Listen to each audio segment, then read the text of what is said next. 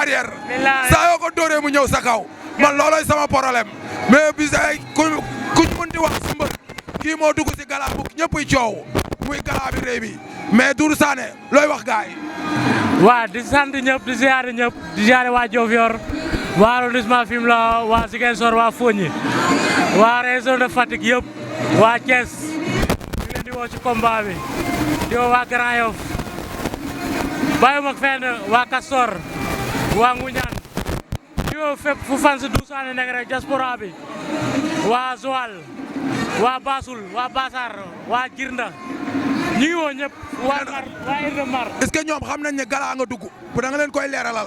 xam nañ ko bu baax a baax kalafu ma dugg mooy kalafu Gaston bi bëgg cee nekk premier rek wallahi azim loolu kese moo ma ci dugal.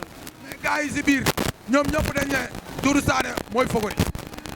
non damay dégg ne Doudou Sané du favori gars yi Garga la ñuy jox favori ñoom Ndiaye ci gars yooyu mais lamb favori dugaluma ci dama am vision ci lamb.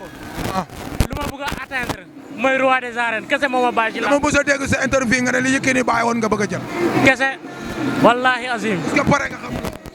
pare naa carrément lamb kala bi bu doonoon suba ma bëre ko. pare nga ni. wallahi azim. koo njëkk a am si poule bi. non non instant bi tirage a guñu xamaguma ku may njëkk a am quoi. tirage dem. billahi yaa ngi si wax. ñu ngi waajal bu baax a baax. mais boo njëkkee am Ndiaga Dolé. lu neex. boo njëkkee am Garga.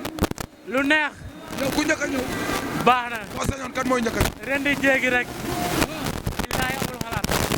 Doudou Sané kan mooy sa seet. doole entraîné. kese. tamit gars yi nee na lu tax doo arrière nga jël coup xam ne jël nga coup arrière ñëwaat te yow boo jëlee coup rek. waa léegi. waa arrondissement Fimela nekk sa ginnaaw. waa Diofior nekk sa ginnaaw. waa Thiès nekk sa ginnaaw. waa Ziguinchor waa Fogny. ah waa région de Fatick yëpp nekk sa ginnaaw waa Beelakadiao. waa Jaxaw. na ko mën ko ma seen. non waa Joal. waa Palmarin. gaa yooyu yëpp nekk sa ginnaaw waa Grand Yoff. wallahi ñëpp nekk sa ginnaaw. maamu ñëw yow nga dugg si biir géew di loxal. loolu du jëfu góor yàlla. te bu ñu fàtte ne taalibe Sëñ Fallu la.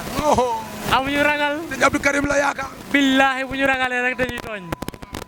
Doudou Sané kan moo la gën a sentir si combat bi nga xam ne taamu nga mu jàpp si bu baax ndax da daan jàpp say combat nga yëg ko tey bëgg nga ko see woo.